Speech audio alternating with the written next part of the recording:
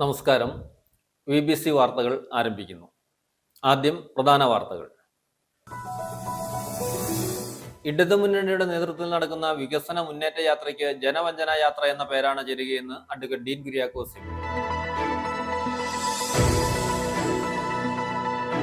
ഗോവിന്ദൻ മാഷിന് മറവി രോഗമാണെന്ന് പ്രതിപക്ഷ നേതാവ് വി ഡി സതീശൻ. 42 വർഷം ജമാഅത്തെ ഇസ്ലാമി CPM-ന്റെ കൂടെയായിരുന്നു. ഗോവിന്ദൻ മാഷ് നിരവധി പ്രാവശ്യം ജമാഅത്തെ ഇസ്ലാമിയുടെ പിന്തുണയോടെ തെരഞ്ഞെടുക്കപ്പെട്ടിട്ടുണ്ടെന്നും പ്രതിപക്ഷ നേതാവ് പറഞ്ഞു. DCC സെക്രട്ടറി ബിജോ മാണിയെ ഒറ്റതിരിഞ്ഞ് ആക്രമിക്കാമെന്നത് ഇടുക്കിയിലെ LDF നേതാക്കളുടെ വ്യാമോഹം മാത്രമാണെന്ന് അഡ്വക്കേറ്റ് ഡീൻ കുര്യാക്കോസ്.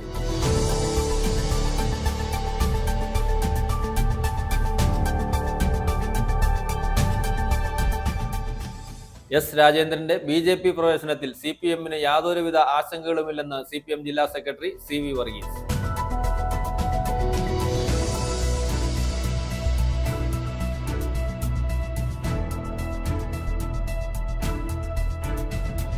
LDF മധ്യമേഖലാ വികസന മുന്നേറ്റ യാത്രയുടെ പ്രതിനിധാനം നടത്തുന്ന കോതമംഗലം നിയോജകമണ്ഡലം പ്രചരണ ജാഥയുടെ 2ാം ദിവസത്തെ പര്യടനം കവളങ്ങാട് പഞ്ചായത്തിലെ നേര്യമംഗലത്ത് CPIM ജില്ലാ സെക്രട്ടേറിയറ്റ് അംഗം R അനിൽകുമാർ ഉദ്ഘാടനം ചെയ്തു.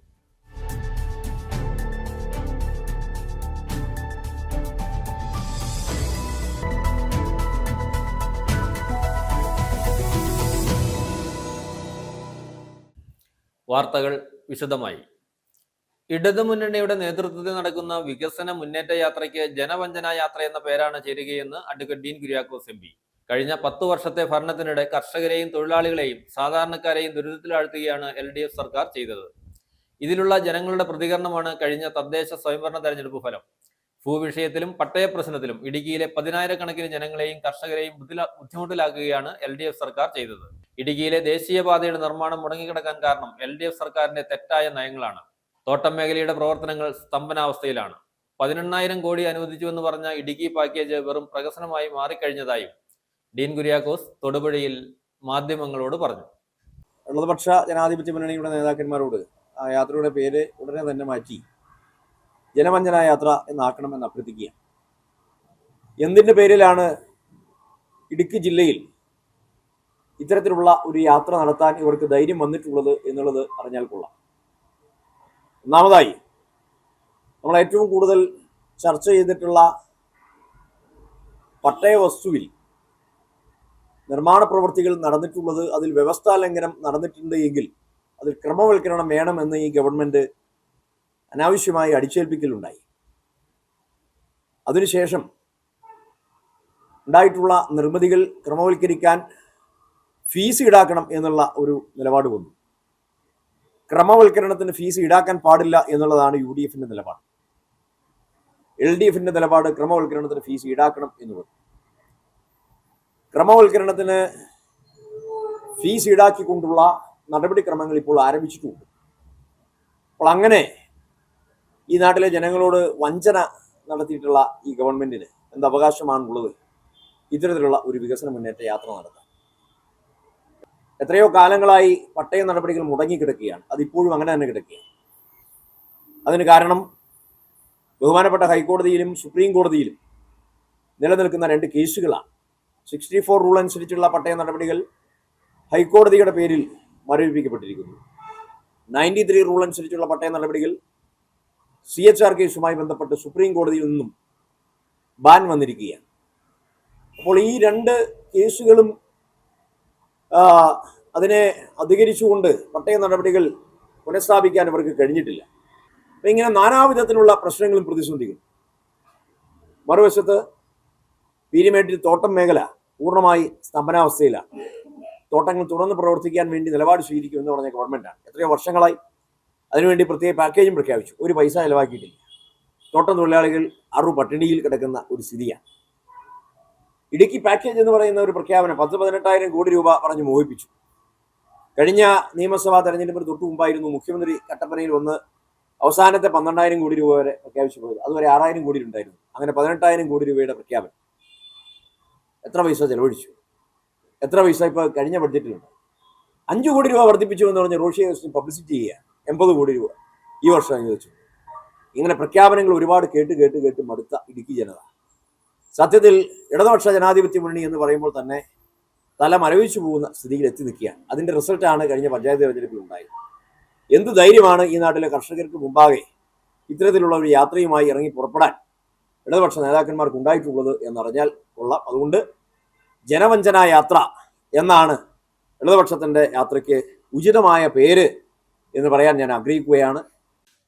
CPM സംസ്ഥാന സെക്രട്ടറി ഗോവിന്ദൻ മാഷിന് മറവി രോഗമാണെന്ന് പ്രതിപക്ഷ നേതാവ് VD സതീശൻ. 42 വർഷം ജമാഅത്തെ ഇസ്ലാമി CPMന്റെ കൂടെയായിരുന്നു. ഗോവിന്ദൻ മാഷ് നിരവധി പ്രാവശ്യം ജമാഅത്തെ ഇസ്ലാമിയുടെ പിന്തുണയോടെ തെരഞ്ഞെടുക്കപ്പെട്ടിട്ടുണ്ട്. അതുപോലെ മുഖ്യമന്ത്രി പിണറായി വിജയനും. കൂടാതെ പിണറായി വിജയൻ ജമാഅത്തെ ഇസ്ലാമിയെ ന്യായീകരിച്ചതിന്റെ ക്ലിപ്പ് തന്റെ കൈവശമുണ്ട്. അത് ഗോവിന്ദൻ മാഷിന് അയച്ചു കൊടുക്കാമെന്നും VD സതീശൻ പറഞ്ഞു. ഗോവിന്ദൻ മാഷിന് മറവി രോഗമല്ലെന്നും മറവി രോഗമുള്ളതായി അഭിനയിക്കുന്നതാണെന്നും അദ്ദേഹം കാസർഗോഡ് മാധ്യമങ്ങളെ കണ്ട് സംസാരിക്കുന്നതിനിടെ വ്യക്തമാക്കി. 42 വർഷക്കാലം ജമാഅത്ത് ഇസ്ലാമി CPMന്റെ കൂടെയായിരുന്നു. ഈ ഗോവിന്ദൻ മാഷ് നിരവധി പ്രാവശ്യം ജമാഅത്ത് ഇസ്ലാമിയുടെ പിന്തുണയോടുകൂടി തിരഞ്ഞെടുക്കപ്പെട്ടുള്ള ആളാണ്. പിണറായി വിജയൻ ജമാഅത്ത് ഇസ്ലാമിയുടെ പിന്തുണയോടുകൂടി തിരഞ്ഞെടുക്കപ്പെട്ടുള്ള ആളാണ്.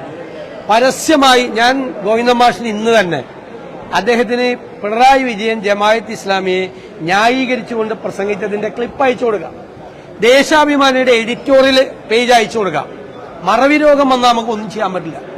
മറവിയിൽ മനഃപൂർവ്വമായ മറവി, അദ്ദേഹത്തിന് രോഗമാണെന്ന് ഞാൻ പറയുന്നില്ല, അദ്ദേഹത്തെ പോലെ പ്രധാനപ്പെട്ട ഒരാൾക്ക്. പിന്നെ ഇല്ലെങ്കിൽ മറവി ഉള്ളതുപോലെ അഭിനയിക്കുക എന്നൊക്കെ പറയാം. ഇതൊക്കെ കേരളത്തിലെ എല്ലാ രാഷ്ട്രീയ പ്രബുദ്ധമായ കേരളത്തിലെ എല്ലാവരുടെയും മനസ്സിലുള്ള കാര്യമാണ്. 42 വർഷക്കാലം തോളയിൽ വെച്ചുകൊണ്ട് നടന്നാണ് ജമാഅത്ത് ഇസ്ലാമി. അന്ന് അവരിതെല്ലാം പറഞ്ഞാണ്. അന്ന് അവർക്ക് ഒരു കുഴപ്പമുണ്ടായില്ല. അന്ന് അവരെ പറ്റി ന്യായീകരിച്ചുകൊണ്ട് പിണറായി വിജയൻ പറഞ്ഞ സ്റ്റേറ്റ്മെന്റ് ഇപ്പൊ ഉണ്ടല്ലോ, അല്ലെ, സർക്കുലേഷനിലുണ്ടല്ലോ.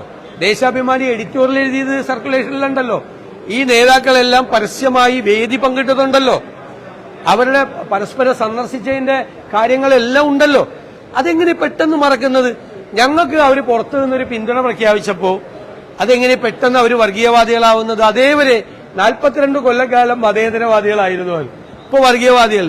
അതുപോലെ ലീഗിനെ കുറ്റപ്പെടുത്തുക. ലീഗിന് തീവ്രവാദം പോരാ, അല്ലെങ്കിൽ ലീഗിന് തീവ്രവാദം ഇല്ല. ബാബറി മസ്ജിദ് പൊളിച്ചു കഴിഞ്ഞപ്പോൾ എല്ലായിടത്തും ഉണ്ടായ സംഘർഷം പോലെ ഇവിടെ വർഗീയ സംഘടന ഉണ്ടായില്ല. അത് ശിഹാബ് തങ്ങളാണ് അത് തടുത്തു നിർത്തിയത് എന്ന് പറഞ്ഞ് ലീഗുമായി പിണങ്ങിപ്പോയ ആളുകളെ, അതായത് ലീഗ് തീവ്രവാദ സ്വഭാവം കാണിച്ചില്ല എന്ന് പറഞ്ഞ് ലീഗുമായി പിണങ്ങിപ്പോയ ആളുകളെ എടുത്ത് കക്ഷത്തിൽ വെച്ചിട്ടാണ് ഇവര് നമ്മളെ വർഗീയത പഠിപ്പിക്കാൻ വന്നത്. ഇങ്ങോട്ട് വർഗീയത പഠിപ്പിക്കാൻ പറഞ്ഞത് ഇരട്ടത്താപ്പാണ്. CPMന് ഇരട്ടത്താപ്പാണ്. പാർലമെന്റ് വരെ ന്യൂനപക്ഷ പ്രീണനം, പാർലമെന്റ് കഴിഞ്ഞപ്പോൾ ഭൂരിപക്ഷ പ്രീണനം, ഇപ്പൊ രണ്ടു കൂട്ടരും ഇല്ലാതായി. ഇപ്പൊ മൊത്തം കൺഫ്യൂഷനാണ്. അതുകൊണ്ട് എന്താ പറയണത്, എന്താ പ്രവർത്തിക്കണത്, പണ്ട് പറഞ്ഞതൊക്കെ മറക്കാം, അല്ലെങ്കിൽ മറന്നായിട്ട് അഭിനയിക്കുകയും ചെയ്യാം. DCC സെക്രട്ടറി ബിജോ മാണിയെ ഒറ്റതിരിഞ്ഞ് ആക്രമിക്കാമെന്നത് ഇടുക്കിയിലെ LDF നേതാക്കളുടെ വ്യാമോഹം മാത്രമാണെന്ന് advocate Dean Kuriakose MP. Bijo മാണിക്കെതിരായ നീക്കം കോൺഗ്രസിനെതിരായ വെല്ലുവിളിയായിട്ടാണ് പാർട്ടി നേതൃത്വം കാണുന്നത്. ബിജോ മാണി വളരെ ഉത്തരവാദിത്തത്തോടെ പൊതുസമൂഹത്തിന് മുന്നിൽ അവതരിപ്പിക്കുന്ന വിഷയങ്ങളെല്ലാം ജനങ്ങൾ കൃത്യമായി മനസ്സിലാക്കുന്നുണ്ടെന്നും അതിനുള്ള അംഗീകാരവും പിന്തുണയും പൊതുസമൂഹത്തിൽ നിന്നും പാർട്ടിയിൽ നിന്നും ഉണ്ടാകുമെന്നും ഡീൻ കുര്യാക്കോസ് പറഞ്ഞു. ബിജോ മാണിക്ക് ഏതെങ്കിലും തരത്തിൽ ഒരു പോറൽ ഏൽപ്പിക്കാമെന്ന് ഇവർ വിചാരിച്ചാൽ അതൊന്നും നടപ്പാവില്ല. അത് കോൺഗ്രസിനെതിരായിട്ടുള്ള ഒരു വെല്ലുവിളിയായിട്ടാണ് ഞങ്ങൾ അതിനെ കാണുന്നത്. വ്യക്തിപരമായി ഞാനും പാർട്ടിയും മുന്നണിയും എല്ലാം ആ നിലയിൽ തന്നെയാണ് കാണുന്നത്.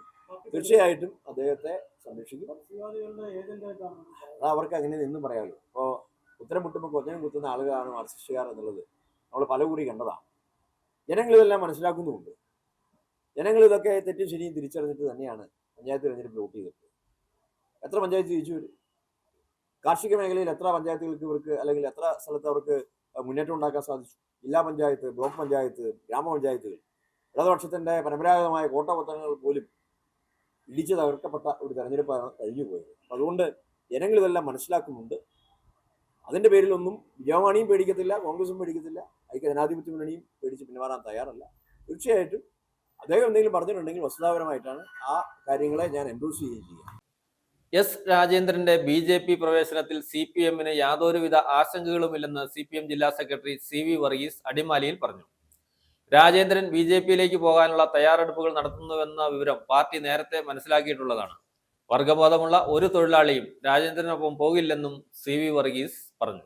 CPMനെ സംബന്ധിച്ച യാതൊരുവിധമായ ആശങ്കയും രാജേന്ദ്രന്റെ BJP പ്രവേശനവുമായി ബന്ധപ്പെട്ടില്ല. കാരണം രാജേന്ദ്രൻ BJP-യിലേക്ക് പോകാൻ വേണ്ടിയുള്ള തയ്യാറെടുപ്പ് നടത്തിക്കൊണ്ടിരിക്കുന്നു എന്നുള്ളത് ഞങ്ങൾ വളരെ നേരത്തെ തന്നെ മനസ്സിലാക്കിയിരുന്നത് തന്നെയാണ്. തൊഴിലാളി വർഗ വഞ്ചനയുടെ ഭാഗത്തേക്ക് പോകുന്ന ഒരു വർഗവഞ്ചകൻ്റെ കൂടെ വർഗബോധമുള്ള ഒരു തൊഴിലാളികളും പോകുന്നു. രാജേന്ദ്രനെ സംബന്ധിച്ച് ദേവികുളം താലൂക്കിലെ വിശിഷ്യ മൂന്നാർ മേഖലയിലെ ആളുകൾക്ക് നല്ല ബോധ്യമുണ്ട്. രാജേന്ദ്രൻ വിദ്യാർത്ഥി യുവജന പ്രസ്ഥാനത്തിലൂടെ പ്രവർത്തിച്ചു വന്നു ഇടുക്കി ജില്ലയിൽ പുതിയ തലമുറയിൽ ഏറ്റവും കൂടുതൽ സ്ഥാനമാനങ്ങൾ അരങ്ങിട്ടുള്ളതാണ്. ജില്ലാ പഞ്ചായത്ത് മെമ്പർ, ജില്ലാ പഞ്ചായത്ത് പ്രസിഡന്റ്, 3 ടേം MLA അതെല്ലാം നേടിക്കൊടുത്തത് ഈ പാർട്ടിയാണ് എന്നുള്ള നല്ല ബോധ്യം രാജേന്ദ്രൻ ഉണ്ടാവേണ്ടതാണ്. കഴിഞ്ഞ തെരഞ്ഞെടുപ്പിൽ രാജേന്ദ്രൻ അവിടെ 3 ടേം മത്സരിച്ചപ്പോൾ പിന്നീട് മത്സരിക്കാൻ പാർട്ടിയുടെ പൊതുവായി തത്വനിഷ്ഠ നിലപാടിൻ്റെ ഭാഗമായിട്ടാണ് രാജയെ ആലോചിച്ചത്. രാജേന്ദ്രൻ പാർട്ടിക്കകത്ത് നിന്നുകൊണ്ട് ആ സ്ഥാനാർത്ഥിയെ തോൽപ്പിക്കാൻ വേണ്ടി എല്ലാവിധ ശ്രമവും നടത്തി. അത് സംബന്ധിച്ച് കമ്മീഷൻ വെച്ചു. കമ്മീഷൻ റിപ്പോർട്ട് എടുത്താണ് കുറ്റക്കാരനാണെന്ന് കണ്ടെത്തിയാണ് മരിയൻ തീർത്ഥാടന കേന്ദ്രമായ നെടിയശാല സെന്റ് മേരീസ് പള്ളിയിലെ തിരുനാളിന് തുടക്കമായി. വികാരി ഫാദർ ജോസഫ് അത്തിക്കൽ കൊടിയേറ്റ് നിർവഹിച്ചു. Father Jins Pulickal, father Jaswin Attukattil Capuchin, father Jacob Pallipparambil, father Sudheesh Irupoolumkattil എന്നിവർ സന്നിഹിതരായിരുന്നു. പുരാതന പ്രസിദ്ധ മരിയൻ തീർത്ഥാടന കേന്ദ്രമായ നെടിയശാല സെന്റ് മേരീസ് പള്ളിയിൽ വിശുദ്ധ ദേവസഹായം പള്ളിയുടെയും വിശുദ്ധ സെബസ്ത്യാനോസിന്റെയും ലൂർദ് മാതാവിന്റെയും തിരുനാളിന് കൊടിയേറി. പള്ളി വികാരി ഫാദർ ജോസഫ് അത്തിക്കൽ കൊടിയേറ്റ് നിർവഹിച്ചു. Father Jeens Pulickal, father Justin Attukattil Capuchin, father Jacob Pallipparambil, father Sudheesh Irupoolumkattil എന്നിവർ സന്നിഹിതരായിരുന്നു. നിരവധി വിശ്വാസികളാണ് തിരുനാൾ കൊടിയേറ്റിൽ പങ്കെടുത്തത്. ഞങ്ങൾ ആരാധിക്കുന്നു. അങ്ങയുടെ മഹത്വത്തിനും വിശുദ്ധരുടെ ബഹുമാനത്തിനുമായി ഞങ്ങൾ ഉയർത്തുന്ന ഈ പതാക പിതാവിന്റെയും തിരുനാൾ 8-ന് സമാപിക്കും. രാവിലെ 5:45-ന് 7:15-നും വിശുദ്ധ കുർബാന, വാഹന വെഞ്ചരിപ്പ് എന്നിവ ഉണ്ടായിരിക്കും. വൈകിട്ട് 4:30-ന് ആഘോഷമായ തിരുനാൾ കുർബാന റവറന്റ് ഫാദർ ജോസഫ് കൂരാനിക്കൽ നയിക്കും. വചനപ്രഘോഷണം റവറന്റ് ഫാദർ സ്കറിയ കുന്നത്ത് നൽകും. തുടർന്ന് കാഴ്ചവെപ്പ്. വൈകിട്ട് 6 മണിക്ക് പ്രദക്ഷിണം നെടിയശാല കപ്പേളയിലേക്ക്. തുടർന്ന് 7 മണിക്ക് ലദ്ദീഞ്ഞ് പ്രദക്ഷിണം പള്ളിയിലേക്ക്. പരിശുദ്ധ കുർബാനയുടെ ആശീർവാദം. 7:45-ന് വാദ്യമേളങ്ങൾ, ആകാശവിസ്മയം. 9-ന് രാവിലെ 6-ന് വിശുദ്ധ കുർബാന, 5:30-ന് വിശുദ്ധ കുർബാന, 7-ന് നാടകം തുടങ്ങിയവയാണ് തിരുനാളാഘോഷ പരിപാടികളെന്ന് പള്ളി കമ്മിറ്റി ഭാരവാഹികൾ അറിയിച്ചു. News bureau, Thodupuzha. LDF മധ്യമേഖലാ വികസന മുന്നേറ്റ യാത്രയുടെ പ്രചരണാർത്ഥം നടത്തുന്ന കോതമംഗലം നിയോജകമണ്ഡലം പ്രചരണ ജാഥയുടെ 2ാം ദിവസത്തെ പര്യടനം കവളങ്ങാട് പഞ്ചായത്തിലെ നേര്യമംഗലത്ത് CPIM ജില്ലാ സെക്രട്ടേറിയറ്റ് അംഗം R. അനിൽകുമാർ ഉദ്ഘാടനം ചെയ്തു. CPI നേതാവ് PM ശിവൻ അധ്യക്ഷത വഹിച്ചു. ആന്റണി ജോൺ MLA ആണ് ജാഥ ക്യാപ്റ്റൻ. LDF മധ്യമേഖലാ വികസന മുന്നേറ്റ യാത്രയുടെ പ്രചരണാർത്ഥം നടത്തുന്ന കോതമംഗലം നിയോജകമണ്ഡലം പ്രചരണ ജാഥയുടെ 2ാം ദിവസത്തെ പര്യടനം കവളങ്ങാട് പഞ്ചായത്തിലെ നേര്യമംഗലത്ത് CPIM ജില്ലാ സെക്രട്ടേറിയറ്റ് അംഗം R. അനിൽകുമാർ ഉദ്ഘാടനം ചെയ്തു. ഇടതുപക്ഷ ജനാധിപത്യ മുന്നണിക്ക് ജനങ്ങളുമായി സംവദിക്കാൻ കഴിയേണ്ട കാര്യങ്ങളെ സംബന്ധിച്ച് സംസാരിക്കുന്നതിന് വേണ്ടി 3 മേഖലാ ജാഥകൾ സംഘടിപ്പിച്ചിട്ടുണ്ട്. അതിലൊരു ജാഥ CPIM-ന്റെ സംസ്ഥാന ജനറൽ സെക്രട്ടറി സഖാവ് NB ഗോവിന്ദൻ നയിക്കുന്ന ജാഥ കാസർഗോഡ് നിന്ന് ഇപ്പോൾ പര്യടനം ആരംഭിച്ചിട്ടുണ്ട്. 2ാമത്തെ ജാഥ സഖാവ് വിനോയ് വിശ്വം CPI-യുടെ സംസ്ഥാന സെക്രട്ടറി നയിക്കുന്ന ജാഥ, അത് തെക്കൻ മേഖലാ ജാഥ തിരുവനന്തപുരത്ത് നിന്ന് ആരംഭിച്ചു.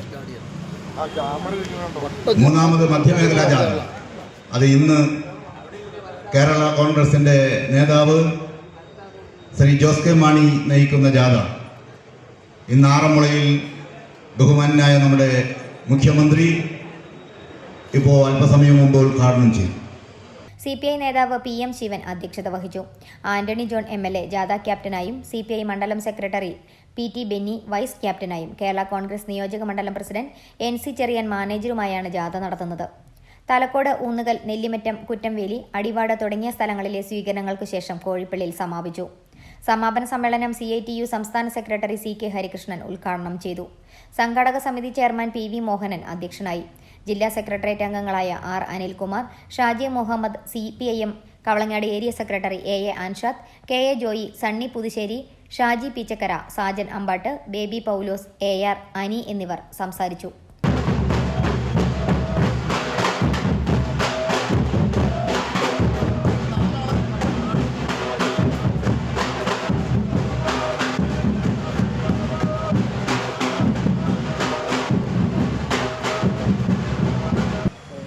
ഒരിക്കലും നടക്കില്ല എന്ന് കരുതി നമ്മൾ ദേശീയപാത വികസനം കാസർഗോഡ് മുതൽ തിരുവനന്തപുരം വരെ രാജ്യത്ത് ഒരു സംസ്ഥാനവും വഹിക്കാത്ത നിലയിലാണ് കേരളത്തോട് മാത്രം കർശനമായി നിശ്ചിത വിഹിതം നിങ്ങൾ വഹിക്കണമെന്ന് പറഞ്ഞു. സാമ്പത്തിക പ്രതിസന്ധിക്കിടയിൽ കിഫ്ബിയിൽ നിന്നാണ് 5855 കോടി രൂപ ദേശീയപാത വികസനത്തിന് വേണ്ടി കേരളം നൽകിയത്. അതിന്റെ തുടർച്ചയാണ് ഇപ്പോൾ നമുക്കറിയാം, കഴിഞ്ഞ ദിവസങ്ങളിൽ വലിയ തോതിൽ മാധ്യമങ്ങളൊക്കെ ചർച്ചയായതാണ്. ഏതാണ്ട് 27 വർഷത്തെ നീണ്ട കാത്തിരിപ്പിനൊടുവിലാണ് നമ്മുടെ പ്രദേശത്തടക്കം റെയിൽവേ കടന്നു വരികയാണ്, ശബരി റെയിൽപാത. News bureau, Kothamangalam. NFSA ഗോഡൌണുകളുടെ ചുമതല പൊതുവിതരണ വകുപ്പ് ജീവനക്കാർക്ക് നൽകിയ സർക്കാർ തീരുമാനത്തെ സ്വാഗതം ചെയ്തുകൊണ്ട് ജീവനക്കാർ ആഹ്ലാദ പ്രകടനം നടത്തി. ജോയിന്റ് കൗൺസിൽ സംസ്ഥാന കമ്മിറ്റി അംഗം SKM ബഷീർ ഉദ്ഘാടനം ചെയ്തു. Kerala civil supplies office federation ജില്ലാ സെക്രട്ടറി ഗോപിനാഥൻ PG അധ്യക്ഷത വഹിച്ചു. നിരവധി പ്രവർത്തകർ പങ്കെടുത്തു. റേഷൻ കടകളിലേക്കുള്ള ഭക്ഷ്യവസ്തുക്കളുടെ വിതരണത്തിന്റെ നോഡൽ ഏജൻസി പൂർണ്ണ ചുമതലയിൽ നിന്നും ഏപ്രിൽ മാസം മുതൽ സിവിൽ സപ്ലൈസ് കോർപ്പറേഷൻ ഒഴിവാക്കി പൊതുവിതരണ വകുപ്പിനെ ഏൽപ്പിക്കുവാനുള്ള സർക്കാർ തീരുമാനത്തെ സ്വാഗതം ചെയ്തുകൊണ്ട് joint council Kerala civil supplies officers ഫെഡറേഷന്റെ ആഭിമുഖ്യത്തിൽ ആഹ്ലാദ പ്രകടനം നടത്തി. സർക്കാർ തീരുമാനം പൊതുവിതരണ രംഗത്ത് കൂടുതൽ ഗുണപരമായ മാറ്റങ്ങൾക്ക് ഇടയാക്കുമെന്നും നടപടി സ്വാഗതാർഹമാണെന്നും ആഹ്ലാദ പ്രകടനത്തിന് ശേഷമുള്ള യോഗം ഉദ്ഘാടനം ചെയ്തുകൊണ്ട് ജോയിന്റ് കൗൺസിൽ സംസ്ഥാന കമ്മിറ്റി അംഗം SKM ബഷീർ പറഞ്ഞു.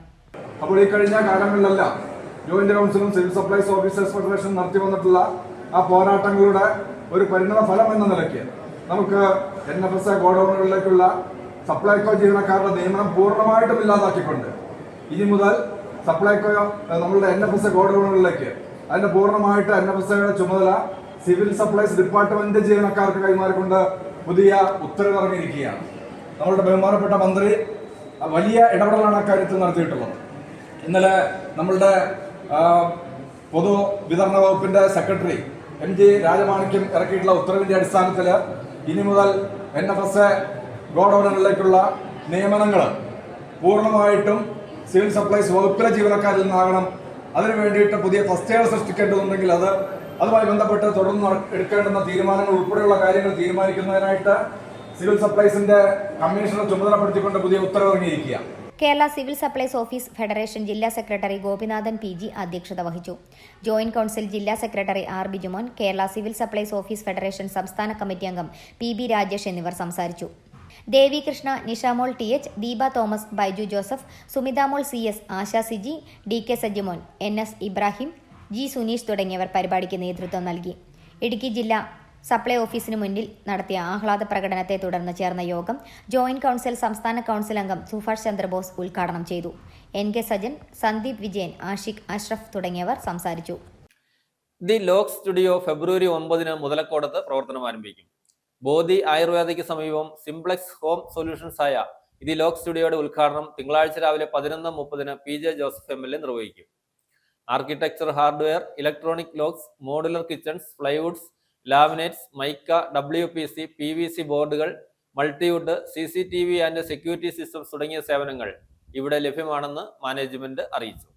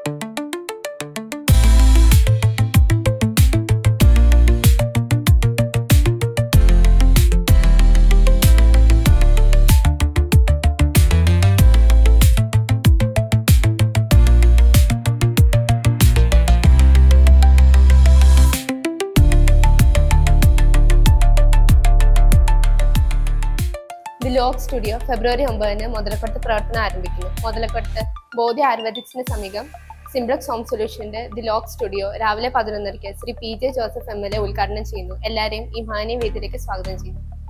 തൊഴിലാളി വിരുദ്ധ ലേബർ കോഡുകൾ പിൻവലിക്കണമെന്നാവശ്യപ്പെട്ട് ഫെബ്രുവരി 12 നടക്കുന്ന ദേശീയ പണിമുടക്കിന് ഐക്യദാർഢ്യം പ്രഖ്യാപിച്ചുകൊണ്ട് കേരള സംസ്ഥാന മൊബൈൽ ഫോൺ ടവർ എംപ്ലോയീസ് യൂണിയന്റെ നേതൃത്വത്തിൽ ഐക്യദാർഢ്യ സമരം തൊടുപുഴയിൽ നടത്തി.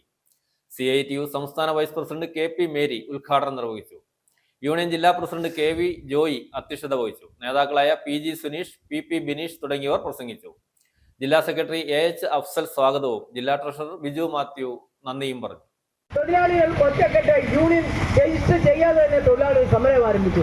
ആ തൊഴിൽ സമരത്തെ തമിഴ്നാട് ഗവൺമെന്റ് ആ സമരവുമായി ബന്ധപ്പെട്ടുകൊണ്ട് തൊഴിലാളികൾക്ക് നേരെ അച്ചടക്ക നടപടി സ്വീകരിക്കാൻ മാനേജ്മെന്റിനെ സഹായിക്കുകയാണ് ചെയ്തത്.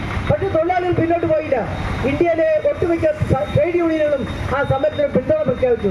അവസാനം ഗത്യന്തരമില്ലാതെ തൊഴിലാളികളുടെ സമരത്തിന് മുൻപിൽ അവിടെ ട്രേഡ് യൂണിയൻ രജിസ്റ്റർ ചെയ്യാനുള്ള അനുവാദം ഗവൺമെന്റും തമിഴ്നാട് ഗവൺമെന്റും അതുപോലെ തമിഴ്നാട് ലേബർ ഡിപ്പാർട്ട്മെന്റും കൊടുക്കുകയാണ് ചെയ്തത്. എന്ന് വെച്ചാൽ ഈ നിയമം വരുന്നതിന് മുമ്പാന്ന് വിചാരിക്കണം. ഈ ലേബർ കോഡ് കഴിഞ്ഞ നവംബർ മാസമാണ് 21-ാം തീയതി പാർലമെന്റ് പാസ്സാക്കുന്നത്. അതിന് മുൻപാണ് ഈ സമരം എന്ന് ഓർക്കണം. അപ്പോൾ നമ്മുടെ രാജ്യത്തെ മാനേജ്മെന്റുകൾക്ക് തൊഴിലാളികളോട് ധിക്കാരപരമായ സമീപനം സ്വീകരിക്കാൻ എല്ലാവിധ സൗകര്യവും അനുവാദവും കൊടുക്കുന്ന ഒന്നാണ് നമുക്ക് മനസ്സിലാക്കണം. ഉടുമ്പന്നൂർ ഗ്രാമപഞ്ചായത്തിന്റെ വാർഷിക പദ്ധതി രൂപീകരണത്തോടനുബന്ധിച്ചുള്ള വർക്കിംഗ് ഗ്രൂപ്പുകളുടെ യോഗം നടന്നു.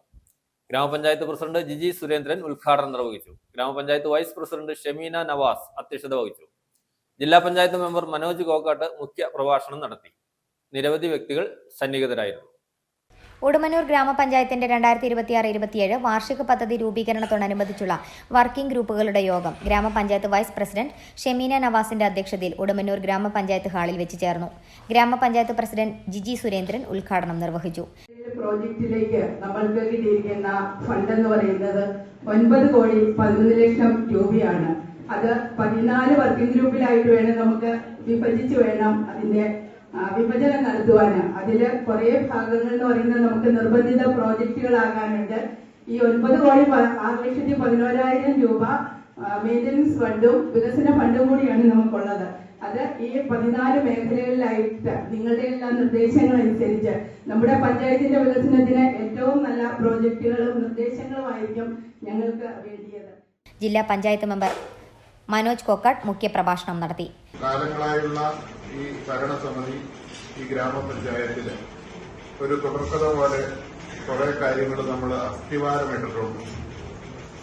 അതിൽ നിന്ന് അപ്പുറമായിട്ടുള്ള വളർച്ചയും പുതിയ നൂതന കാഴ്ചപ്പാടുകളും ആയിരിക്കണം ഈ പദ്ധതിയിലൂടെ നിഴലിക്കേണ്ടത് എന്ന് സൂചിപ്പിക്കുവാൻ ഞാൻ ആഗ്രഹിക്കുകയാണ്.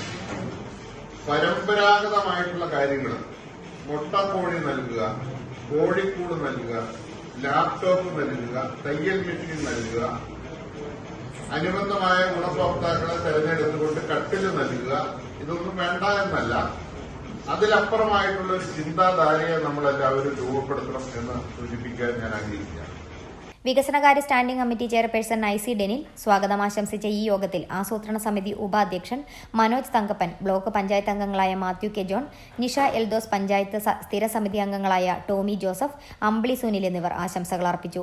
തുടർന്ന് പഞ്ചായത്ത് അംഗങ്ങളായ Johnson Kurian, Shemeena Azeez, Ashna Ashraf, Bijo Jacob, Manoj PB, Bindu Gangadharan, Sreedevi Sabu, Manu CL, Sarathchandran, Bijitha Shibu, Prince George, Shibu KG, assistant secretary Sujatha MU, മറ്റ് നിർവഹണ ഉദ്യോഗസ്ഥർ എന്നിവരുടെ നേതൃത്വത്തിൽ വിവിധ വർക്കിംഗ് ഗ്രൂപ്പുകൾ ചേരുകയും ശേഷം അഭിപ്രായങ്ങൾ ക്രോഡീകരിച്ച് റിപ്പോർട്ട് സമർപ്പിക്കുകയും ചെയ്തു.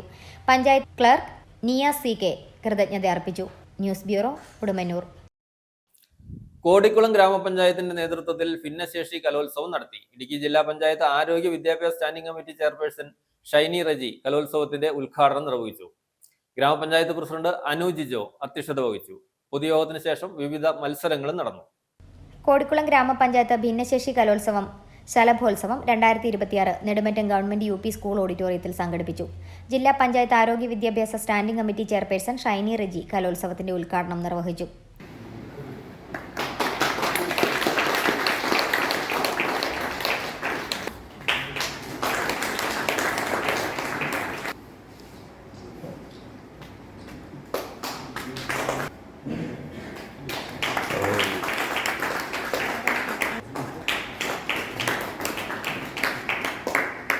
ഒരു വീട്ടിലൊരാളുണ്ടെങ്കിൽ അവരെ സംരക്ഷിച്ച് നല്ല രീതിയിൽ വളർത്തിക്കൊണ്ട് വരേണ്ട ഒരു ചുമതല ആ കുടുംബത്തിലെ മറ്റുള്ളവർക്ക് ഉണ്ട്. അവർക്കുടെ ബുദ്ധിമുട്ടും കഷ്ടപ്പാടും എല്ലാം നമ്മൾ മനസ്സിലാക്കി മുന്നോട്ട് പോവുകയാണ്. കാരണം സാധാരണ ആളുകളെ പോലെ നടക്കാനോ അല്ലെങ്കിൽ എന്തെങ്കിലും അംഗവൈകല്യം ബുദ്ധിപരമായോ മാനസികമായോ അല്ലെങ്കിൽ ശാരീരികമായോ ഉള്ള അവശതകളുള്ളവരെ സംരക്ഷിക്കുക ഇച്ചിരി കഷ്ടപ്പാടാണ്. അങ്ങനെയുള്ള ആളുകളെയും ശാരീരികമായിട്ട് എല്ലാ കഴിവുകളും ഉള്ള ആളുകളെയും സൃഷ്ടിച്ച ദൈവം തന്നെയാണ് നമ്മളെല്ലാവരെയും മുമ്പോട്ട് നയിച്ചുകൊണ്ട് പോകുന്നത്. അപ്പം ആ ഒരു സമയത്ത് നിങ്ങൾക്ക് ആവശ്യങ്ങളുള്ളപ്പോൾ അത് നിറവേറ്റി തരേണ്ട ഒരു ചുമതല കൂടി ഞങ്ങൾക്കുണ്ട്. ഗ്രാമപഞ്ചായത്ത് പ്രസിഡന്റ് അനു ജിജോ അധ്യക്ഷത വഹിച്ച യോഗത്തിൽ ജില്ലാ പഞ്ചായത്ത് മെമ്പർ മനോജ് കോക്കാട് മുഖ്യപ്രഭാഷണം നടത്തി. Elamdesam block member Lalu Joseph, ഗ്രാമ മെമ്പർമാരായ Jerly Roby, Lucy Aloysius, A J Manuel, Bindu Siji, Jose Thomas, Dibumon T, Joly K P, secretary in charge Mary Prabha എന്നിവർ ആശംസകൾ അറിയിച്ചു. പഞ്ചായത്ത് വൈസ് പ്രസിഡന്റ് ഷാജി തങ്കപ്പൻ സ്വാഗതം ആശംസിച്ച യോഗത്തിൽ അലീമ എം എം കൃതജ്ഞത അറിയിച്ചു. തുടർന്ന് വിവിധ മത്സരങ്ങൾ നടന്നു. എന്റെ സജന നീ മുഖം മറച്ചിരിക്കുന്നതെന്തിനാ സജന, എന്റെ സജന നീ മുഖം മറച്ചിരിക്കുന്നതെന്തിനാ, നണമാണോ പൂവിയാളെ നിലക്കണ്ണിൽ ഒളിപ്പിച്ചതെന്താണ്,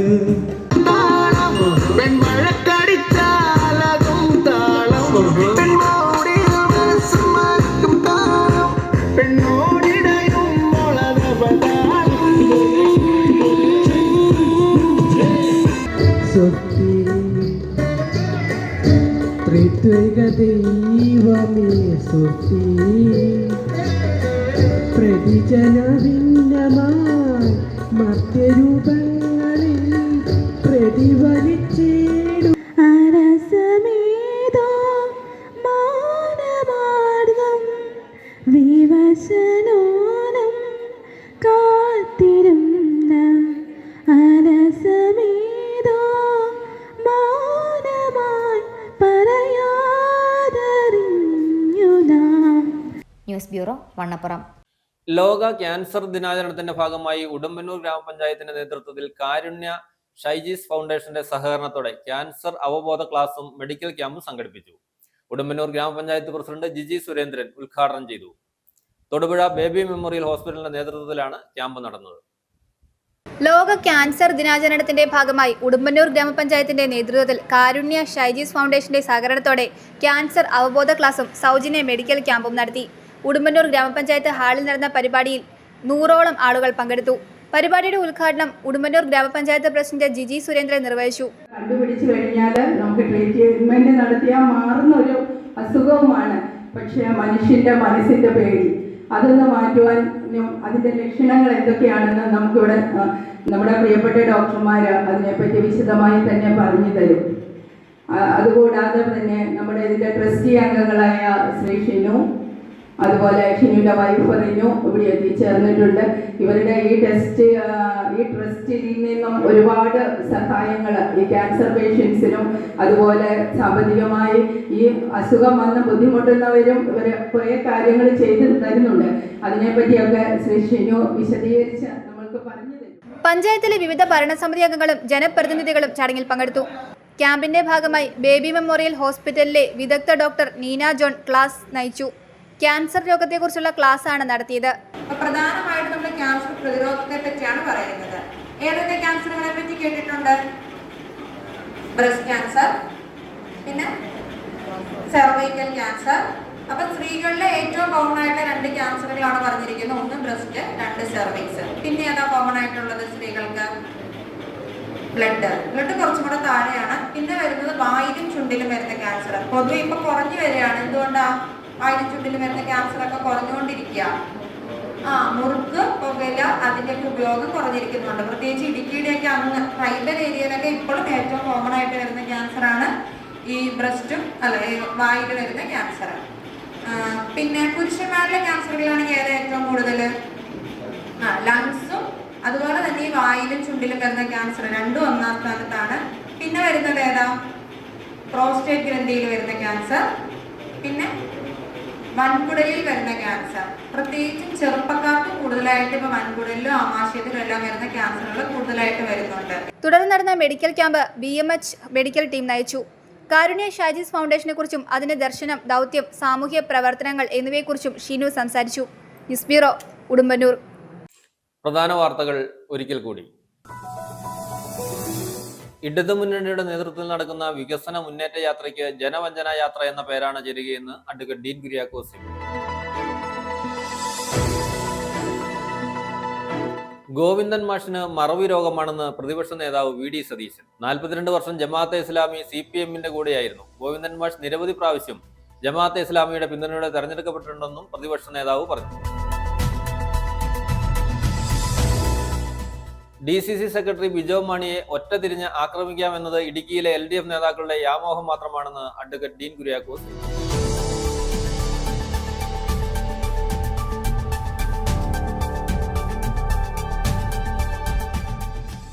എസ് രാജേന്ദ്രന്റെ BJP പ്രവേശനത്തിൽ CPM-ന് യാതൊരുവിധ ആശങ്കകളുമില്ലെന്ന് CPM ജില്ലാ സെക്രട്ടറി CV വർഗീസ്.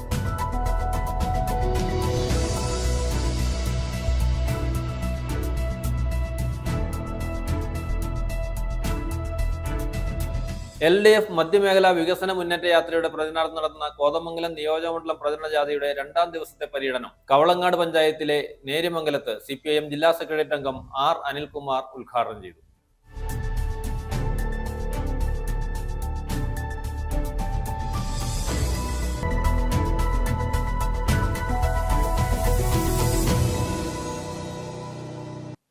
ഇതോടെ ഈ വാർത്താ ബുള്ളറ്റിൻ സമാപിക്കുന്നു.